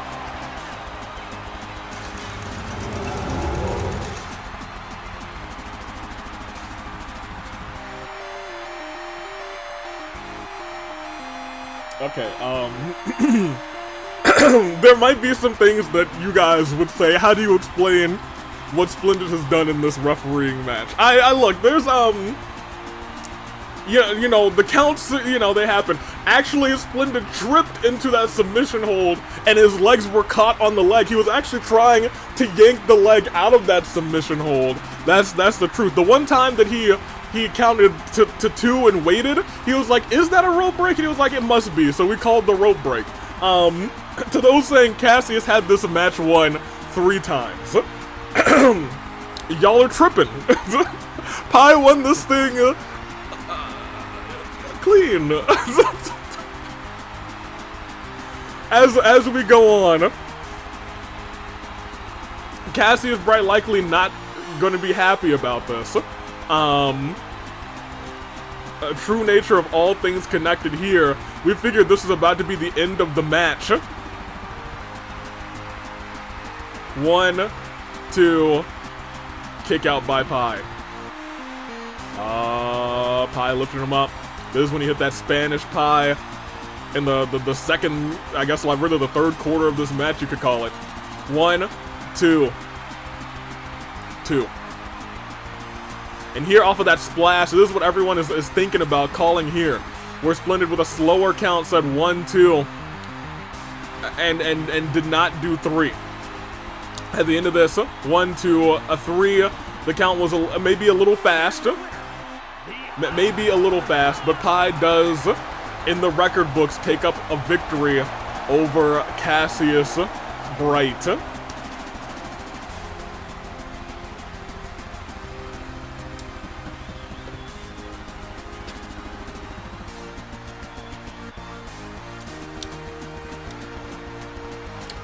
Let's continue. I will be fielding no questions for this match.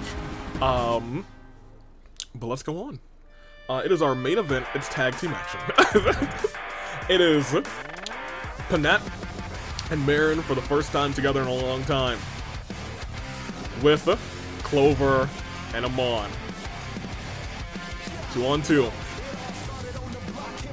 They said that they are not teamed together, or at least when I talked to them last week, they said we're teaming together not as the Racket of Psalm, but as Merrin and Panette. And we'll see that as the stars. Go black. They're trying to get on the same page here. Panette said they want to start. And you know what? I get that. I do get that Panette, you know, has history now with the both of them. And this whole Equalist movement kicked right to the everywhere, as Clover, for the first time competing on Rebellion in a while, has joined up with the Equalist movement. Here to show what she's got against. And I'm going to keep it a buck with you. A lot of Clover's, like, anger comes from these two. A lot of everything that's happened to her comes from these two specifically. Her desire for gold. Earlier on, her desire for Tag Team Championship gold, wanting to be the one to break the streak of the Racket of Psalm. Neckbreaker. She wanted to be that girl. But none of the partners she had could get the job done, and so it looks like she gave up on tag team work. But even so, when she had partners, she was never able to find someone with her to beat the Racket of Psalm. Tonight, she looks to do it with Amon. Can you imagine how gleeful she would be if Amon helps her finally put away her greatest foes? Okay, Amon, I don't know if I've seen you do exactly that, but Panette standing right back up. These two now, everyone's eyes are on them. Panette was the first person to ever hand Amon a 1v1 loss. And it looks like she might be Amon's kryptonite. Made him tap out to that Wyvern Sleeper.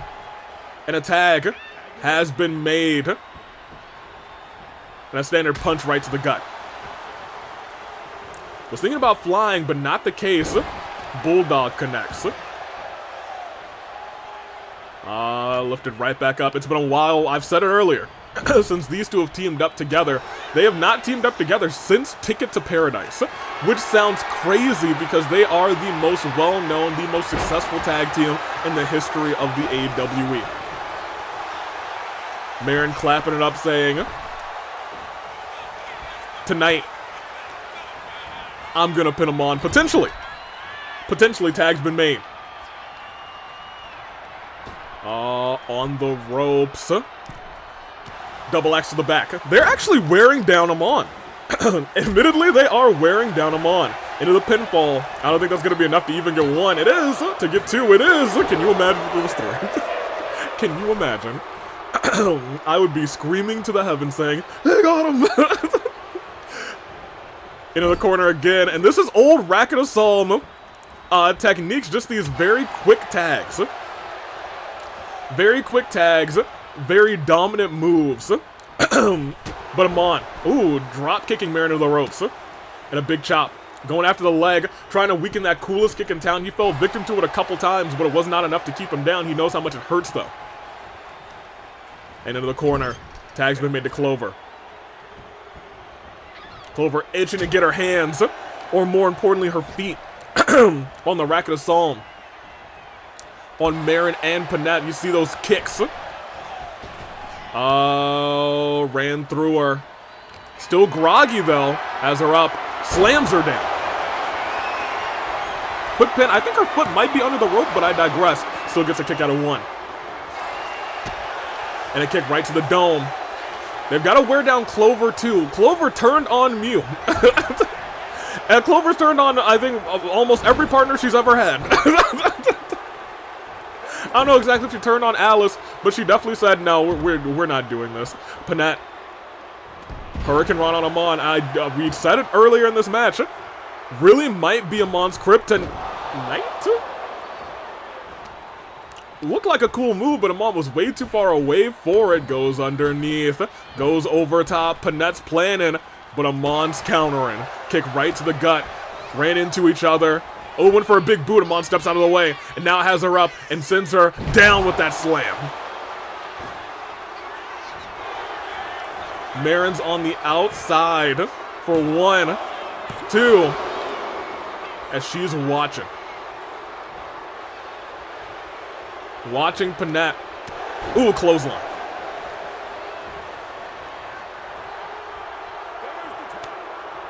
Tag's been made. Merrin might be on the outside for. Can you imagine if like Merrin turned her back on Panette and is working with the Equalist move, and this just became like a one-on like 3 match.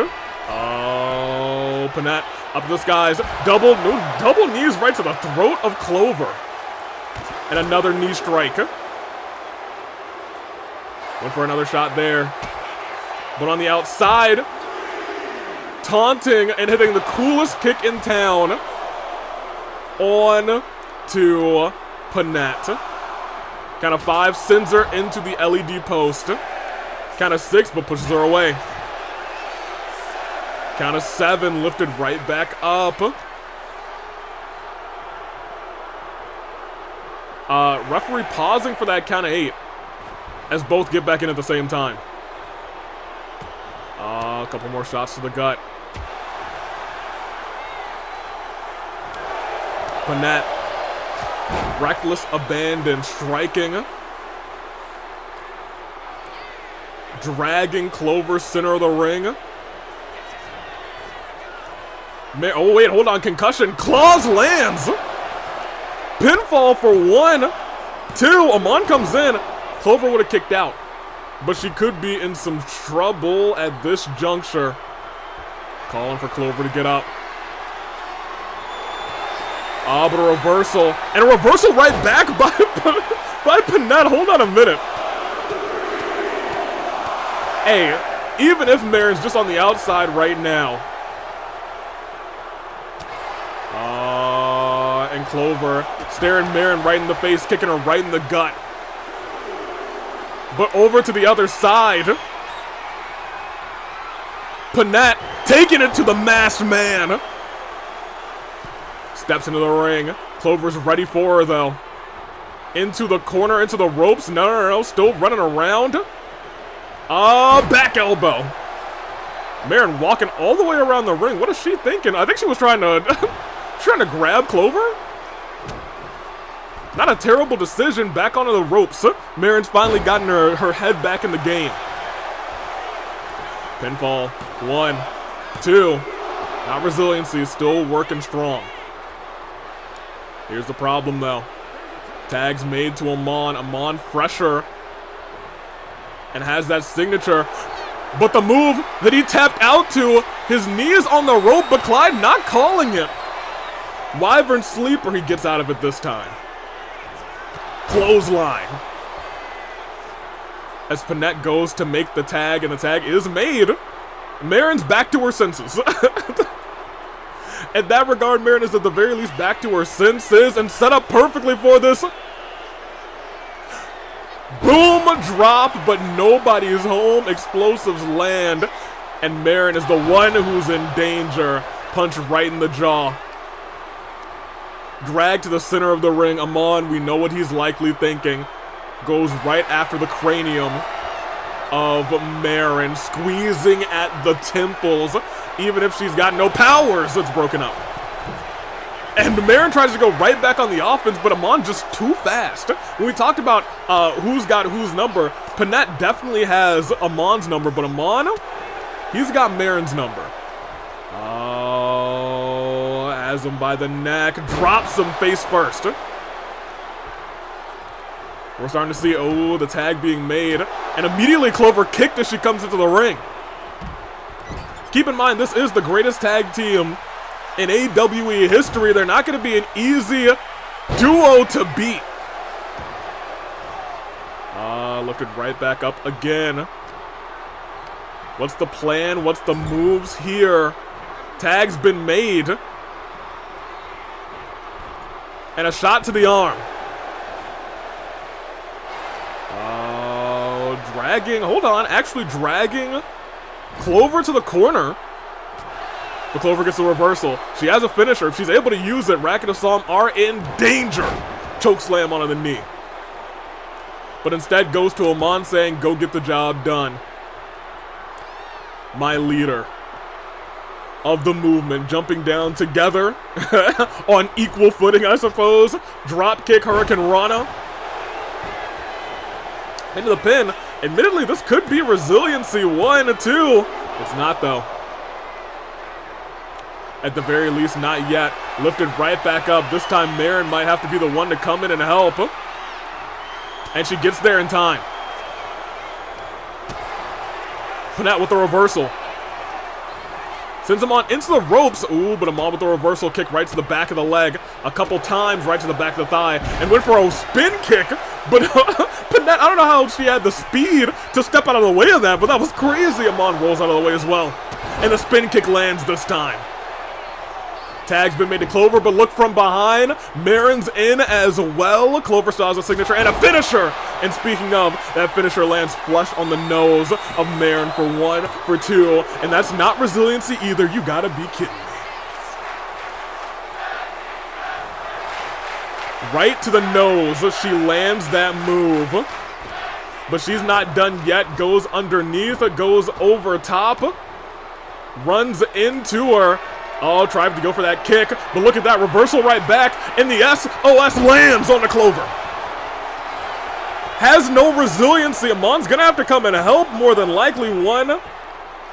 Just one. Oh, but Merrin's got 2 finishers. Merrin could clean up right now. Oh, she steps out of the way. Pop up Hurricane Rana. Dodge that kick. Lifted right back up again, and now Clover on the verge of having a finisher. Tag's been made. The last thing you want to see if you're Merrin. Now it's Panette on the side, just watching as this night goes on, and a kick to the back. Amon is in control of this fight. He's so close to having that signature. It's the last thing you want to see. Up onto the ropes. And sends, does not send her down. Reversal by Merrin. A shot, a couple hits, a chop. Double-legged drop kick right to the heart. But look at that, rubbing the face, grind the face on the ropes. Lifts him on up instead. And kicks him right in the gut. Coolest kicking down does not land, but gets him on the way back. in the pinfall. Amon is actually beaten up bad, and I want to point out that there's been a lot of miscommunication right now from the Racket Assault. Look at this. This time it's Panette not standing on the apron. Panette's the one not standing on the apron this time around. Merrin jumping up, down, all around, going back in, stepping back in again. Able to get Amon, but Amon with the reversal into the ropes, sends her up, but no. Merrin with the reversal as well. Amon steps out of the way. Drop kick lands though. Merrin up to the middle rope. Double axe handle to the chest. Amon stands right back up, but right into that bowing DDT from Merrin. Turns him around. Turns him back around. Wailing at those knees as Panette just watches on from the side. Yanking at the ankles. And a little action down under poor Amon. Actually, not poor Amon. Forget that man's. Splashed. Honestly, hold on a minute. Merrin, he's stunned. The coolest kick in town. The even cooler kick in town lands. 1, 2. Amon burns resiliency. Stomps on his back. If she hits this, ladies and gentlemen, she missed last time. This time it lands. Going for that kick again if this hits. Even though their communication has been dreadful, Amon steps out of the way. And I want to point out now it's Merrin who now has no resiliency because of what has transpired. Tag's been made to Clover. Merrin crawls for the tag, but nobody's home as Panette just watches. Says, yeah, you got her. Go get her. And apparently that cheering might have worked. Maybe it's a little bit of like really who was better between the two of us. They said specifically we're not competing as the Racket Assault, we're competing as Merrin and Panette. They will be opponents at Brawloween. As a Hurricane Rana lands again. Trying to drag Merrin center of the ring. You gotta wonder what Clover has planned. Whatever it is, it's not gonna work right now because Merrin back up to her feet. Gets out of the way of that kick. But a reversal by Clover sends her into the ropes. Ooh, knee strike does not land. And Merrin back in control again. Deep arm drag. Merrin climbing. Oh, but look at this. Wait, change target set. I'll just get him instead. That's crazy. Crazy work. And I want to point out Clover's still down. Double knees by Amon though. Merrin's fighting this all alone just like Panette did earlier. Maybe turnabout is fair play right now. As from the heavens. No, the kick doesn't land. Clothesline from behind. Amon crawling to the corner. This is crazy. We are not getting a Racket Assault match right now. We are really getting Merrin and Panette. No communication and shots over and over again right to the mask of Amon. Uppercut. Trying to silence him by herself as the leg drop. 3 times tonight we've seen matches where the throat goes into that bottom rope. Merrin's got a signature as a finisher, but doesn't get a chance to use that finisher, at least not this time. Instead, looks for the signature if it hits. And it does! Legs right to the gut. She goes for the pin, trying to bait out Clover, and bait out Clover, it works. If she hits either one of these finishers, it would be crazy work. Again, not allowing that to go. Drop kick to Amon, but Amon able to stand up. Has her down, slams her down, ladies and gentlemen. Merrin is in dire straits, no resiliency. 1, 2, and they've, oh. Amon's so frustrated right now. You can tell he is furious. Saying if I can't get the job done, Clover, get back in here. Tag's been made. Clover more than happy to be the one to pin Merrin. Trying to roll onto the ropes. Knee strike as she tumbles to the outside. Clover saying, hey, I'll take this this little count out, huh? Count of 2. Oh, but look at this. Merrin, oh my gosh, back elbow to Amon! Punched him right in the jaw, but sends Merrin flying. Count of 5, she's more than happy to win this thing by count out. Count of 6. 7. Oh, wait a minute. She's thought she's won. But she turns around right into a drop kick to the chest. Nobody there to stop Merrin this time, saying, you didn't want me to do it to Amon, I'll do it to you instead. The even cooler kick in the town. Pinfall, Amon steps into the ring. Yo, Merrin is fighting this match alone now. And I can't be too mad at her because Panette had to do the exact same thing. These two are still really not on the same page. Dropped onto the knee.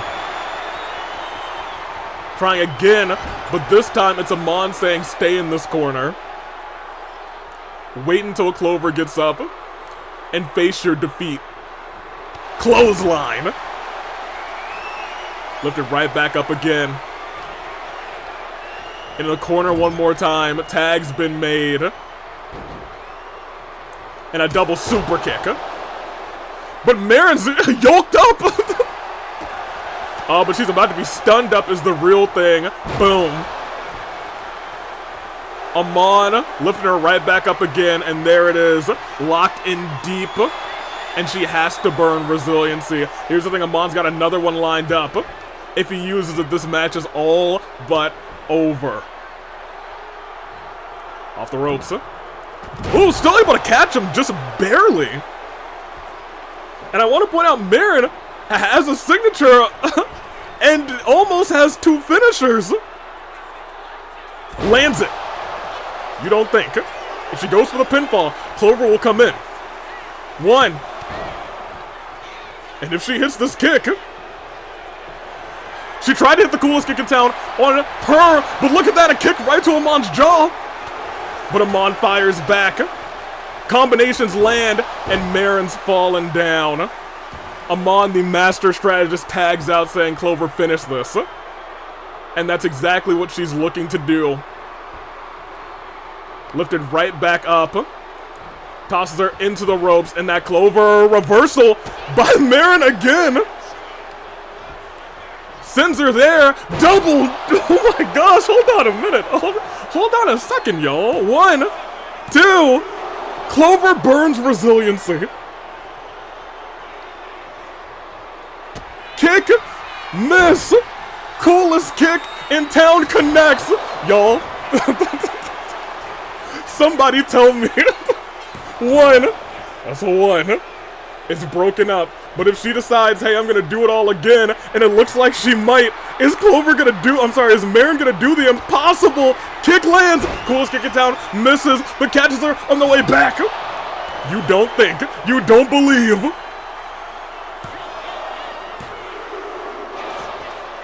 Yo, I thought she did it. I thought she did it. As Panette just watches from the side, I thought somehow, someway she got the job done. Clover rolls out of the way. Back elbow. And the dream run may be over as she's decapitated by that leg of Clover. Kick to the head, though. Kick to the head. Going off the ropes. No, just standing there. Stops her from using the signature. But a reversal by Clover. Misses that leg. Misses that boot. But kicks her on the way back, and she's about to pin Merrin with her own move. No, she's not.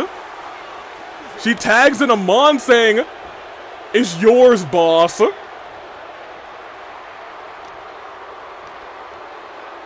Oh my gosh. And Panette just watches.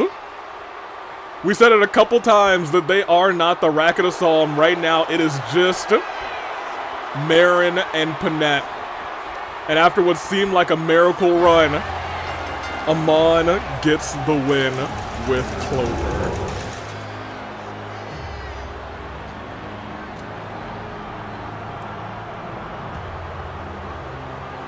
If you came into this expecting the racket of Psalm, you were sorely mistaken.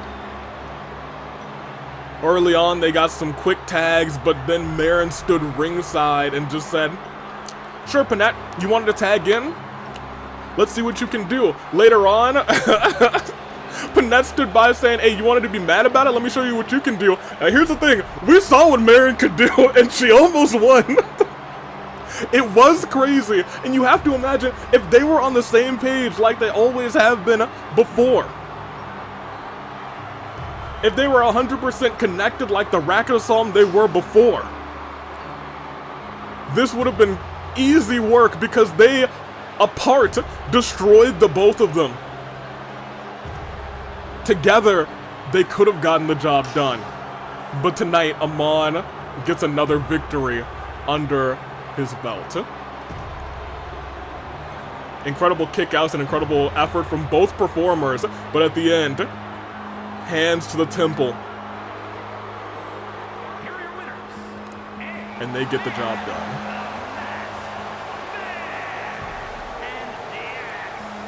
You know, I think we've had far too many rebellions with Amon standing tall. Clover, get back to your show. You're banned from Rebellion again. You better believe. As we continue, that is our show. And man, Merrin had me on the edge of my seat. I was like, she gonna do it. And then she didn't. Pi beat Cassius Bright. Now, I'm gonna keep it a buck with you. Even I can't see. I can't say it was completely fair. But a win is a win. Is all that I can say. Marceline and Gwen at the very end pulled off some actual smart tag team work. Knocked Shera off of the apron so she couldn't make it in time to break up the pin. Joker, or Ren, whatever you want to call him, is going on to the Masquerade Brawl without his mask.